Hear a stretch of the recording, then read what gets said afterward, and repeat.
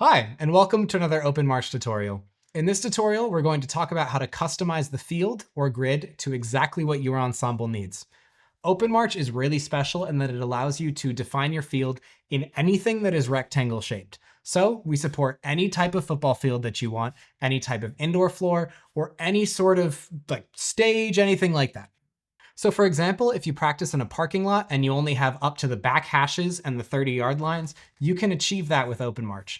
Let's walk through all the field customization options. To do this, open the Field tab on the left. Notice you have an option to import a field or export a field.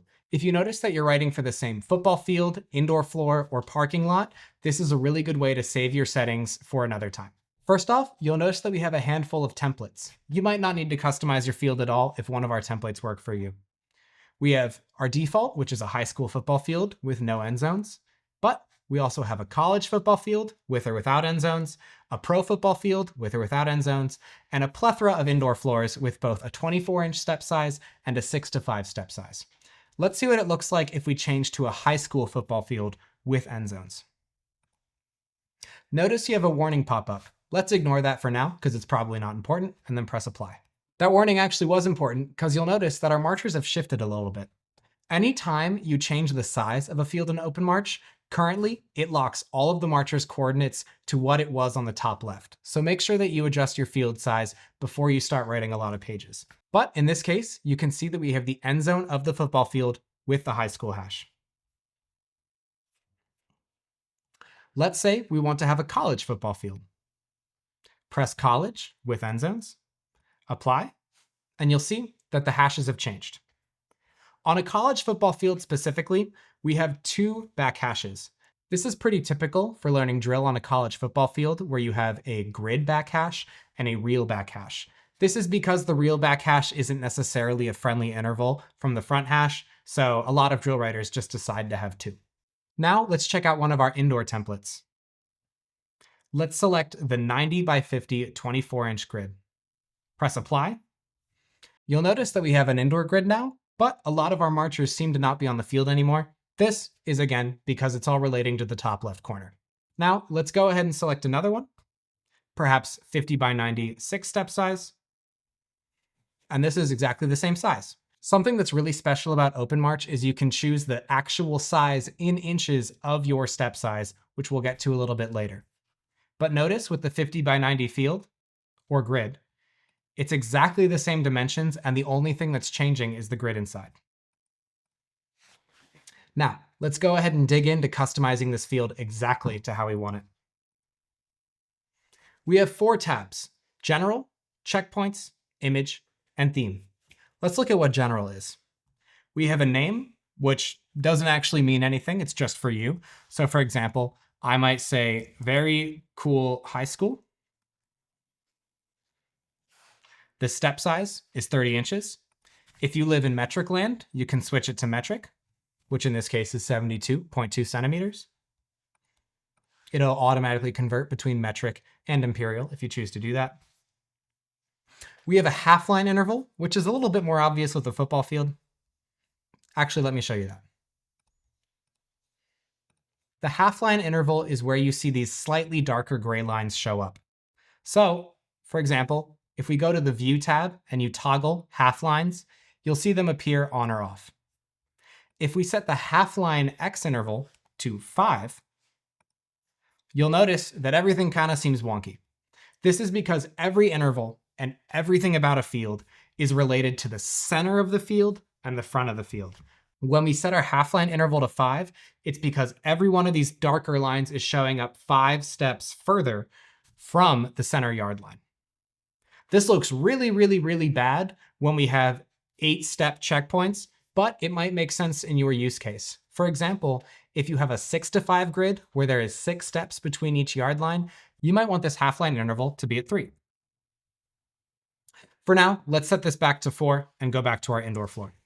Now, the next thing we have is side descriptions. This is something that is purely for the marcher once you have the coordinates printed out, and it's what shows up on the marcher's coordinate sheets. Go ahead and click on one of the marchers, and you'll see that in this case, we are 2 outside the 4 on side 1. Say instead of side 1 or side 2, you prefer stage left or stage right. That's actually what I prefer, but I made this side 1 and side 2 because that seems to be what most of the conventions are. But let's go ahead and change this. We want the director's left to be stage right, and we want the left abbreviation to be SR. The director's right is going to be stage left, and the right abbreviation is going to be SL. Go ahead and change that, select the marcher, and see that instead of S1, it now says SR for stage right. That long abbreviation is only going to be used in coordinate sheets, and it can be set to whatever you want. For example, I went to James Madison University, and something we said was bandstands or Plecker Center. It can be anything that is customized to your field or the place that your students rehearse at. This next feature, field labels, only really applies to football fields, and it's a little bit experimental right now, but I'll show you just so you can see.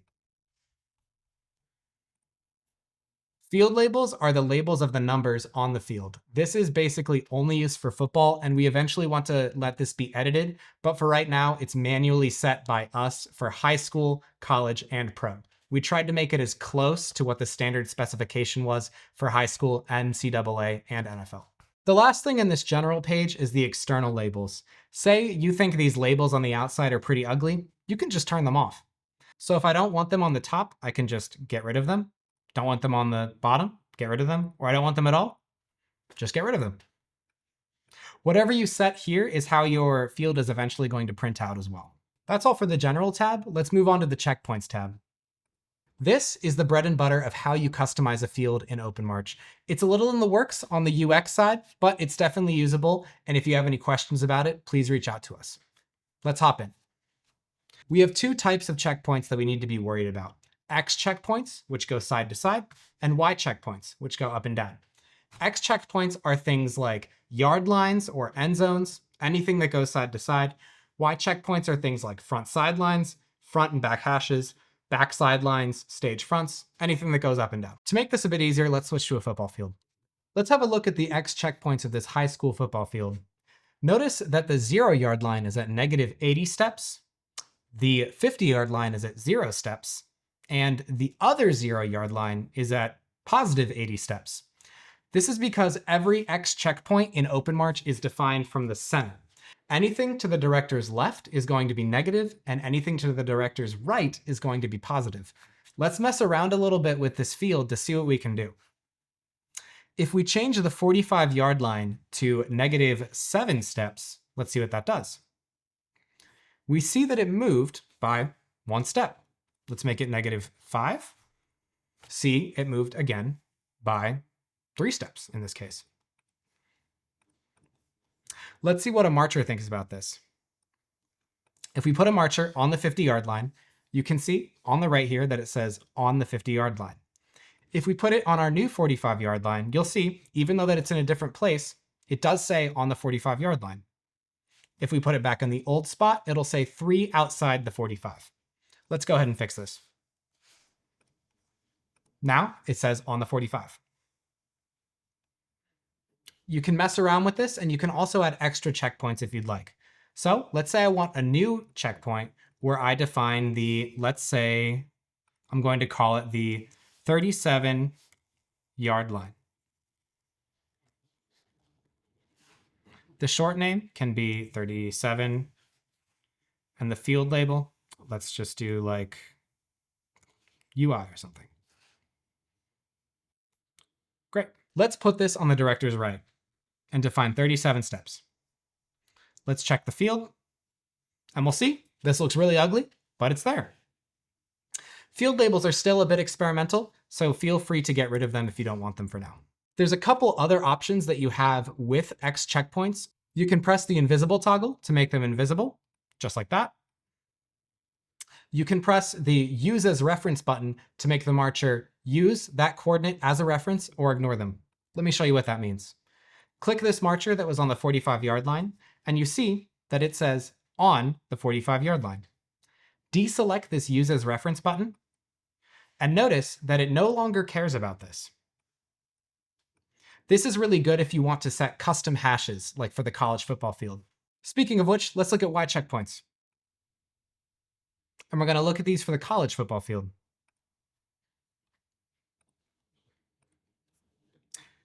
Y checkpoints are very, very similar to X checkpoints with all the options that they have, except for one thing that's a little bit strange. All of the checkpoints are based off of the front of the field, and all of the steps that they are from the front are negative. This is just due to how our internal canvassing library handles coordinates. So for example, the front sideline is 0 steps from the front because it's the front. Your frontmost checkpoint should always be 0 steps. OpenMarch will have a lot of strange behavior if you try to make something greater than 0 for a Y checkpoint. Our next checkpoint is the NCAA front hash, which is 32 steps away from the front sideline. So we say -32. If we change this, let's see what happens. I'm sure you can expect. Let's make it -34 steps. And we see that the hash moves backwards by 2 steps. Similarly with X checkpoints, you can make them visible or use them as reference. In the case of a college football field, I wanted to have a real back hash, but I didn't want the marcher to use it as a reference. So you can see that use as reference on the default template is turned to false. One more thing about checkpoints is that you can change the name of them to whatever you'd like. So for example, if I wanted the 50-yard line to be called the Jeff yard line, that would be the long name, and I would make the abbreviation of this Jeff, and then the field label, JF. Now, when you click on the marcher, it says they're on Jeff. This means that you can define your indoor grids or stages or whatever you're performing on exactly how you want them. One quick thing about X checkpoints is that they need to be symmetrical from left to right.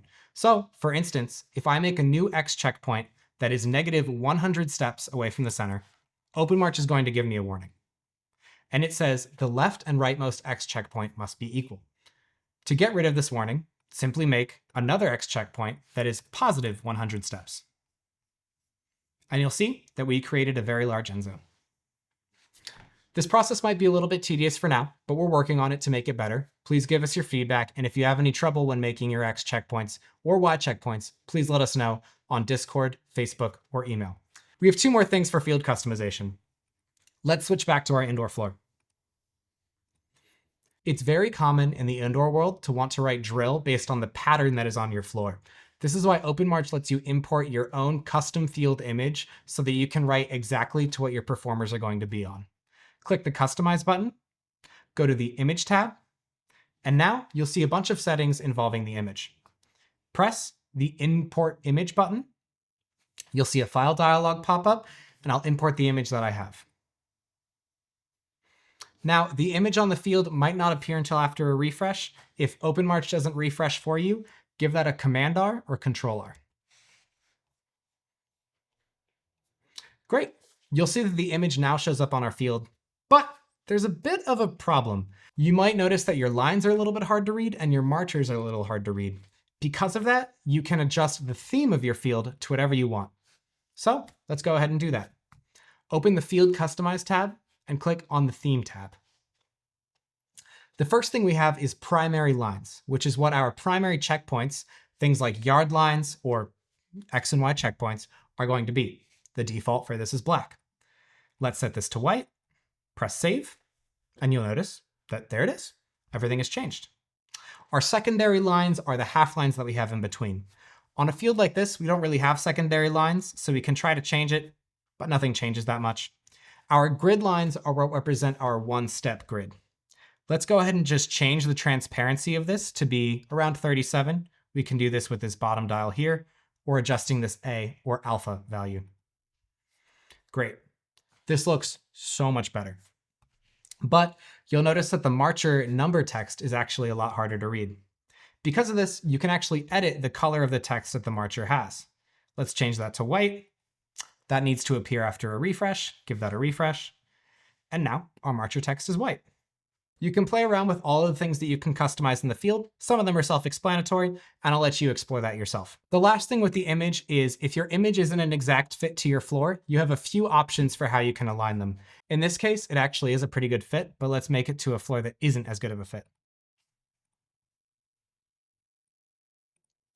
Let's fix some customization really quick. Great. And now you'll see that this actually looks really bad. So we can do a few things. You can either fit your image to your canvas like this, or you can choose to fill it. You'll notice that you also have a few stats here. For example, what the width and height of your field is, the ratio of your field, and the background image ratio. And this is helpful for adjusting your X and Y checkpoints so that everything is correct. That's all for field editing and customization in OpenMarch. We hope that with the features we have currently, OpenMarch can be tailored to fit your ensemble's exact needs.